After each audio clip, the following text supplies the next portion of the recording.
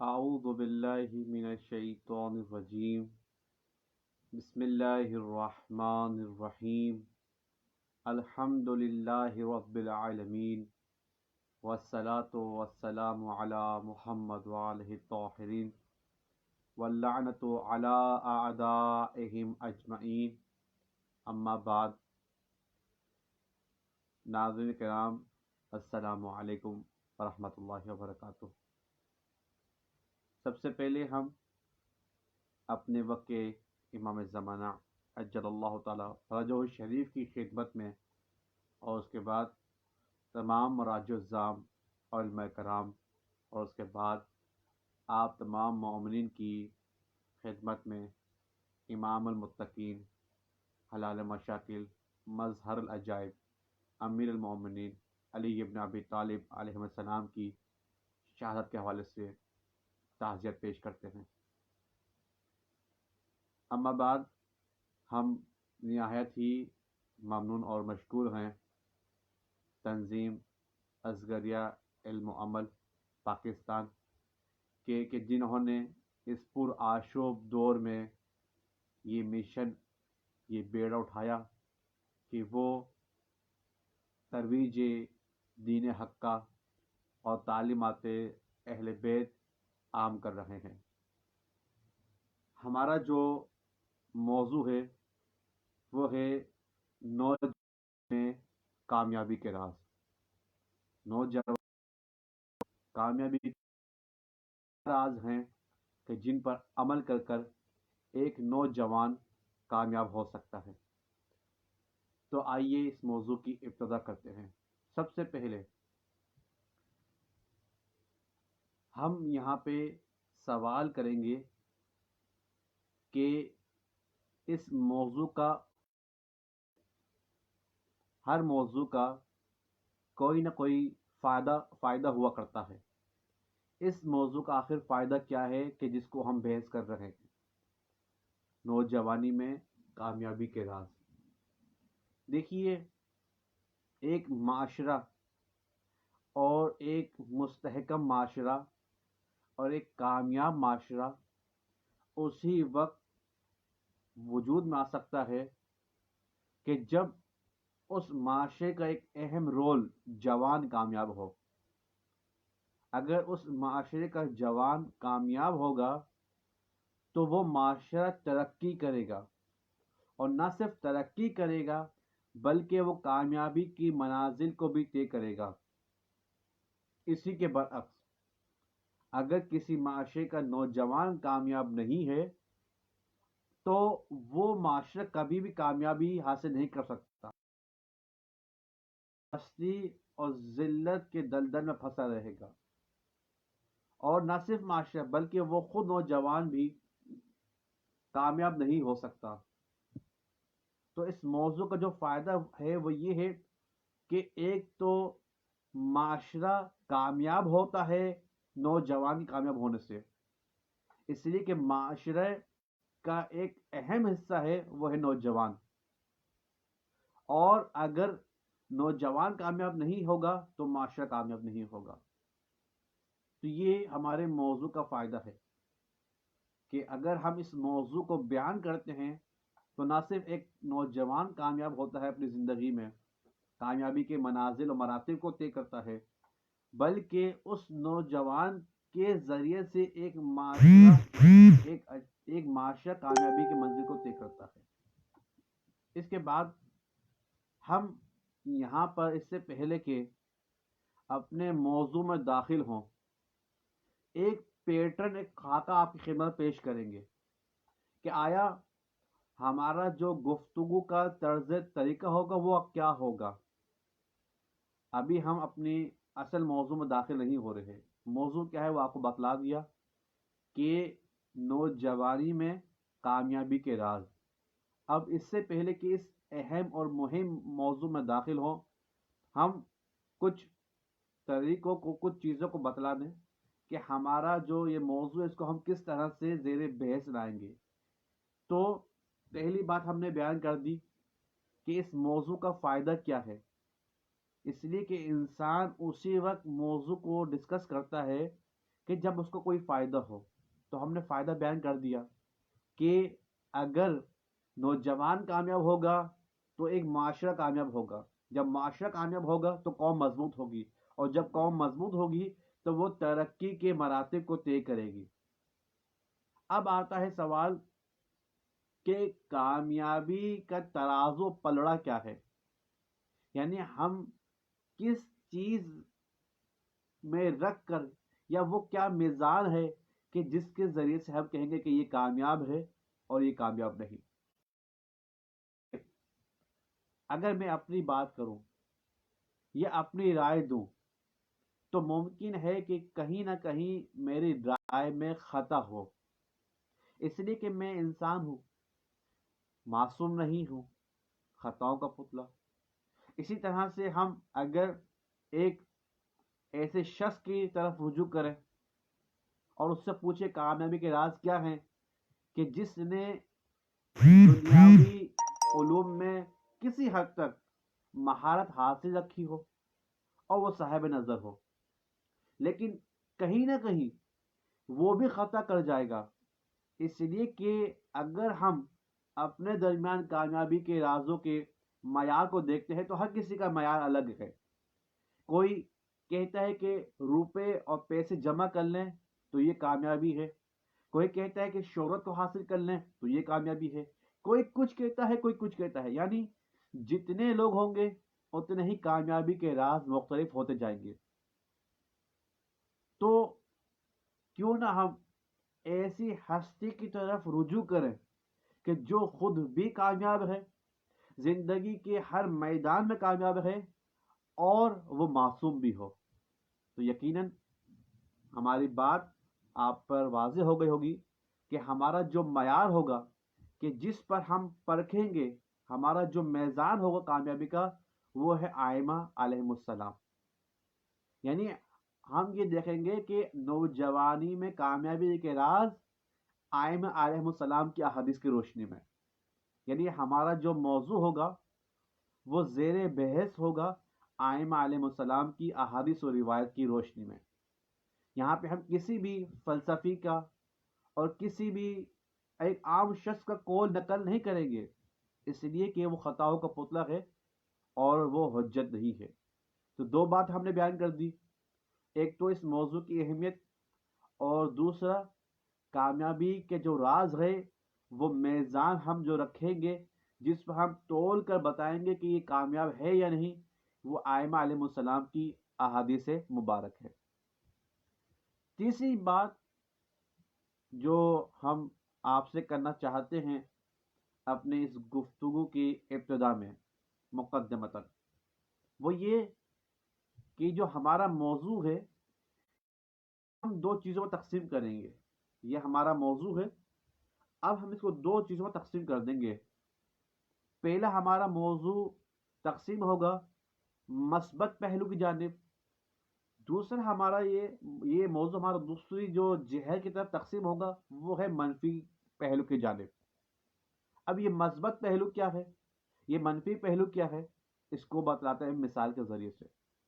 فرض کریں اگر کوئی شخص جس کو ڈائبٹیز ہو، وہ ڈاکٹر کے پاس جاتا ہے اور کہتا ہے کہ ڈاکٹر میری طبیعت صحیح نہیں ہو رہی، میری طبیعت خراب ہے، جو آپ نے دوائیاں مجھے لکھ کر دیں وہ اثر نہیں دکھا رہی، اور میری طبیعت جو کی تو ہے، کہ آیا آپ نے احتیاط بھی کی یا نہیں؟ وہ کہے گا احتیاط کس چیز کی؟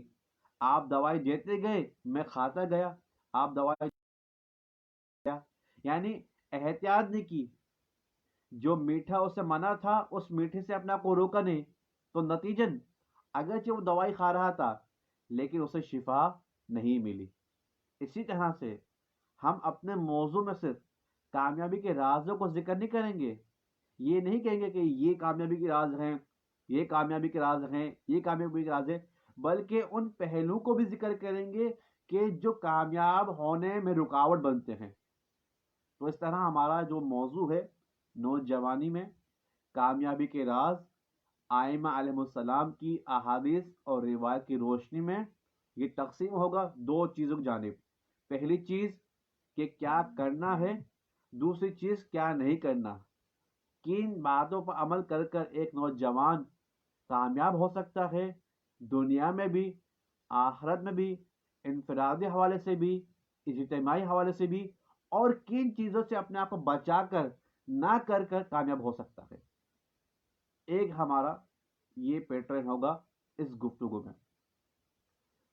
تیسری اور آخری بات، بلکہ چوتھی اور آخری بات، وہ یہ کہ جو ہمارا موضوع ہے نوجوانی میں کامیابی کے راز ائمہ علیہ السلام کی احادیث اور روایت کی روشنی میں، اس میں ہم دو جہتوں سے گفتگو کریں گے.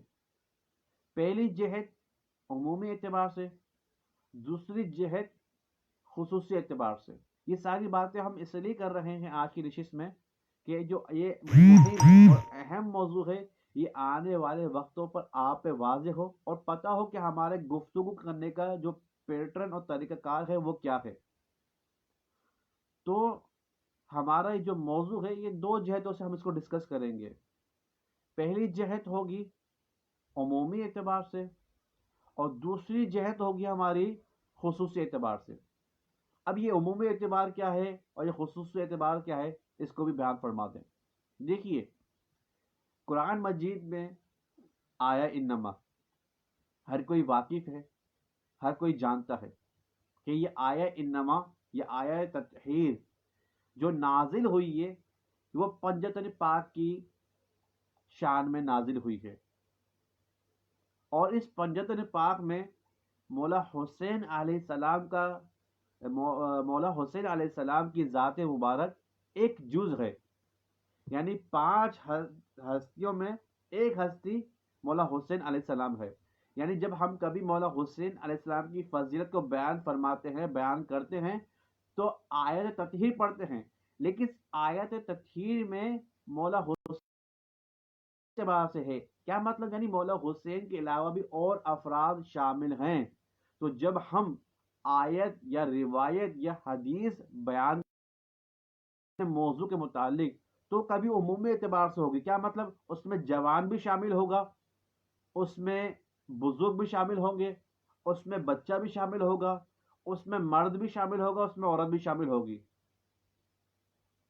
تو یہ ایک عمومی اعتبار سے ہم اپنے موضوع کو ڈسکس کریں گے. میں دوبارہ دہرا دوں تاکہ بات اور آسان ہو جائے، تاکہ آنے والے وقتوں میں موضوع کو سمجھنے میں آسانی ہو.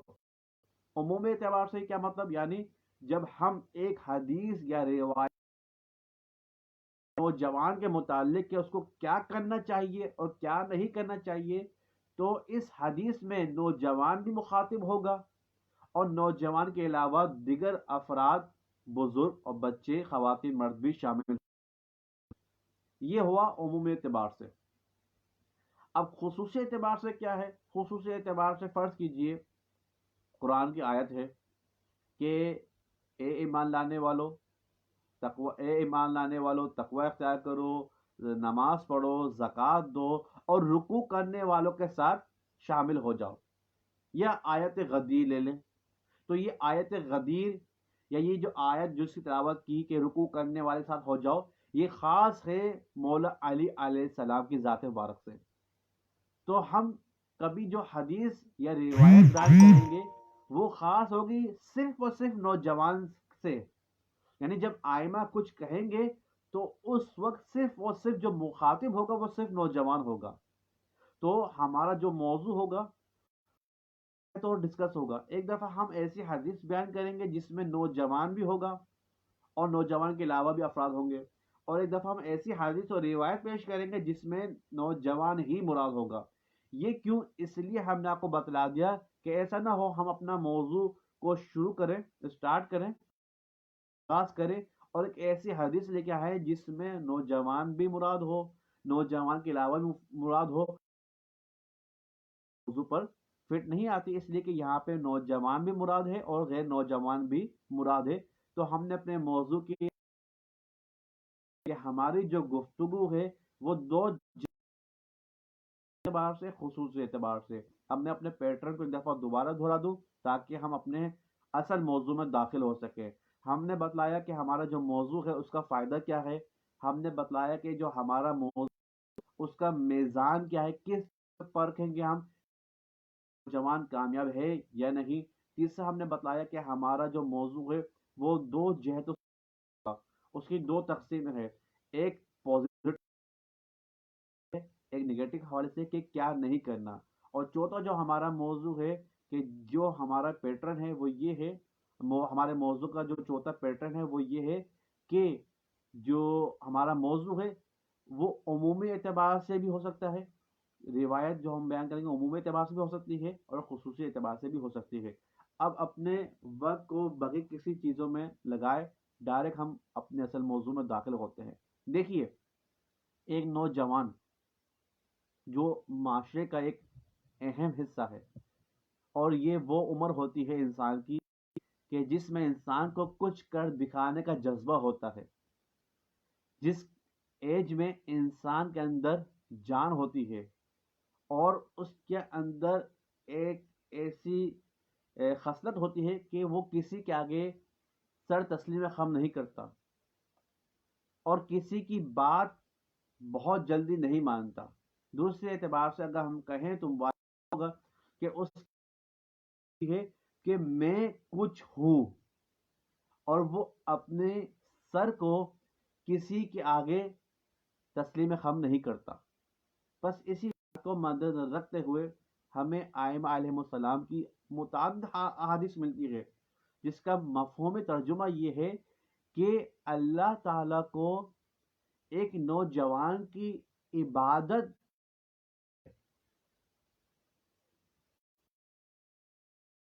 ہم اپنا جو موضوع اس کو یوں بیان کریں کہ پہلا جو ٹاپک ہے یا پہلا جو نقطہ ہے وہ یہ کہ ایک نوجوان کیسے کامیاب ہو سکتا ہے۔ ایک نوجوان اپنی عبادت کے ذریعے سے کامیاب ہو سکتا ہے، جیسے کہ بیان فرمایا احادیث اور روایت میں ہے مفہومی ترجمہ کہ اللہ کو ایک ایسے نوجوان کہ جب وہ اپنی زندگی کے ایسے مرحلے میں ہوتا ہے کہ جب وہ کسی کی بات کو آسانی سے قبول نہیں کرتا، اس کے اندر ایک اکڑ ہوتی ہے، وہ کسی کے آگے اپنا سر جھکاتا نہیں ہے، اب وہی انسان اللہ کے آگے سجدہ ریز ہوتا ہے تو خدا بندہ عالم کو اس جوان کی عبادت بہت محبوب ہے، بہت پسند ہے۔ جب بندہ اپنے معبود کو خوش کرتا ہے اپنی عبادت کے تو یقیناً معبود کے ذریعے سے بھی اپنے عبد پر وہ عنایت، وہ عطا ہوتی ہے، وہ نعمت عطا ہوتی ہے کہ جس کے کامیابی کے منازل اور مراتب کو طے کرتا ہے۔ مثال دوں، ایک کلاس میں کئی شاگرد ہیں،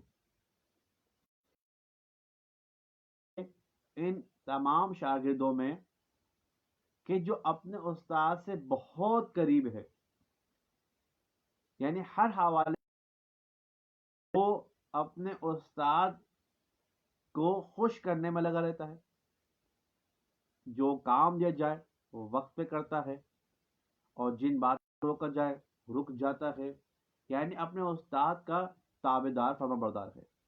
تو یقیناً لا محالہ یہ شاگرد دیگر کی نسبت اپنے استاد سے جب قریب ہوگا تو استاد کی خاص نظر عنایت اور کرامت ہوگی اس شاگرد کی طرف، جس کے نتیجے میں یہ شاگرد تمام دوسرے شاگردوں سے الگ و ممتاز ہوگا اور کامیابی کے منزل کو جلدی طے کرے گا۔ اسی طرح سے ایک نوجوان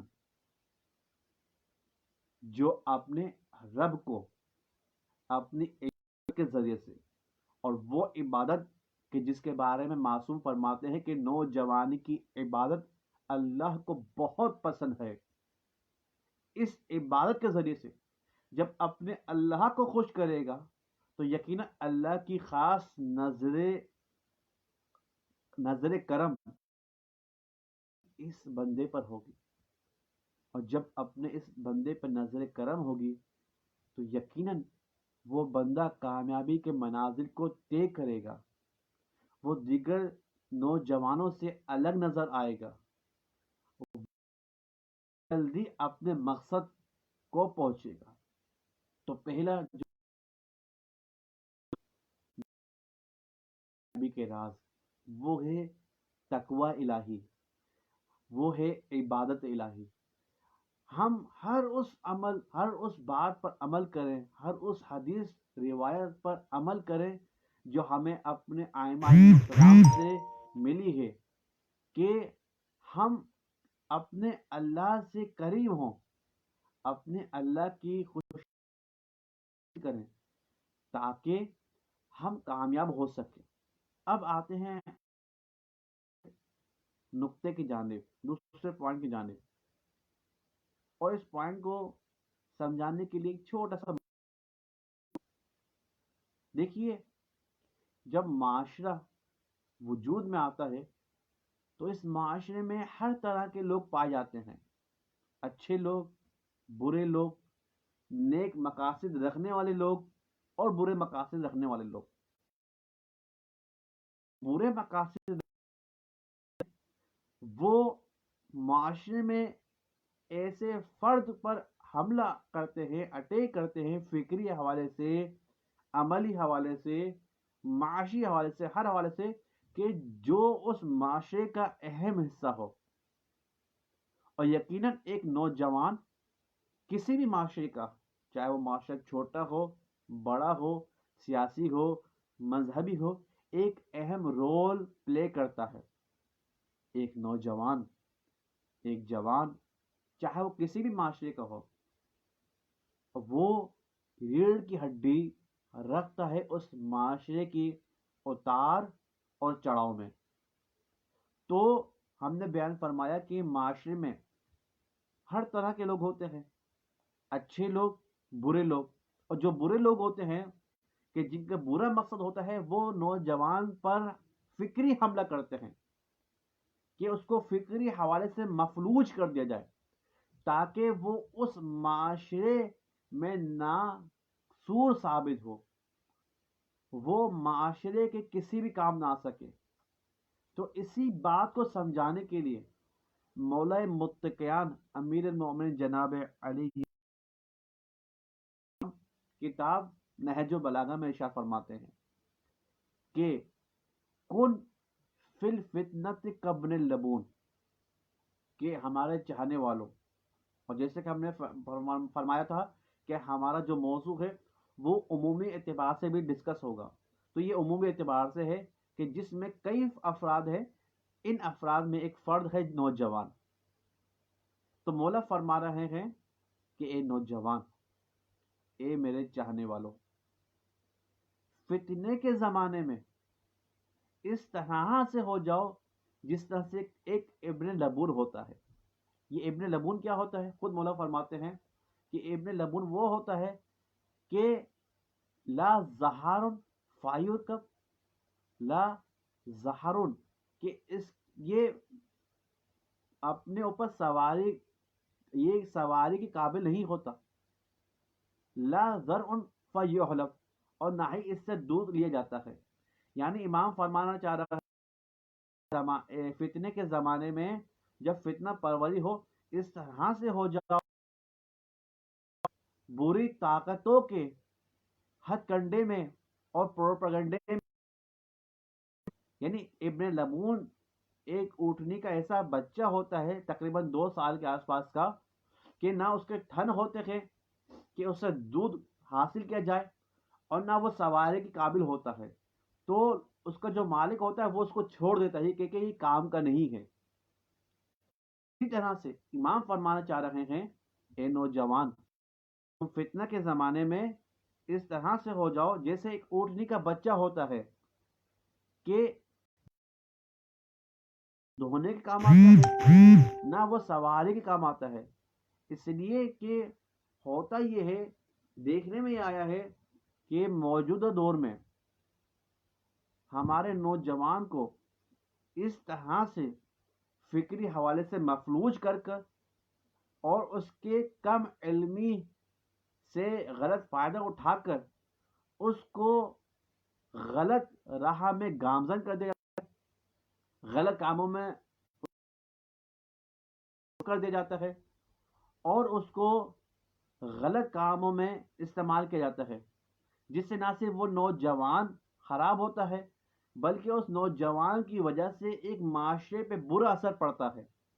تو امام فرمانا چاہ رہے ہیں کہ فتنے کے زمانے میں اس طرح سے ہو جاؤ کہ یوز نہ کر سکے، تمہارا کوئی غلط استعمال نہ کر سکے، تم فتنہ پروری کی اس فیکٹری کا ایندھن نہیں بن سکو، تمہارے ذریعے سے کوئی اپنے برے مقاصد کو استعمال نہ کر سکے، ایسا نہ ہو کہ ظاہری اعتبار سے تم اس باطل نظام کا ایک حصہ بننے لگے ہو۔ اور دیکھا جائے آج کے معاشرے میں، ہمارے معاشرے میں ایک نوجوان جو کامیاب نہیں ہو رہا، اس کی جو وجہ ہے، بنیادی وجوہات میں ایک وجہ یہ بھی ہے کہ وہ باطل نظام کا ایک حصہ بن گیا ہے، نہ چاہتے ہوئے بھی۔ اس کو معلوم نہیں ہے کہ وہ باطل نظام کا حصہ ہے، لیکن چونکہ اس کے اندر کم علمی ہے، چونکہ اس کے اندر جذبات ہیں، چونکہ وہ فتنہ پروری میں ابن لبون کی مانند نہیں ہے جیسے کہ امام نے فرمایا، تو دیکھنے میں کیا آتا ہے